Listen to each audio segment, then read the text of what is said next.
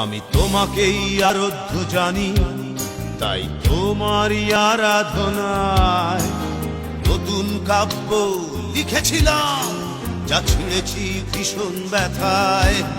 তুমি মনের সিঁড়ির প্রতিটি ধাপে রাখো আত্মপ্রবঞ্চনা। তুমি ভাবতেই ভালোবাসো, আমি খুব বোকা, কিছুই বুঝি না, তাই যাচ্ছি চলে ক্ষমা করেই তোমায়।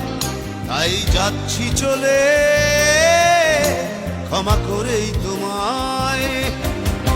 বিদায় বান্ধবী বিদায়, আমিও ভুলে যাব।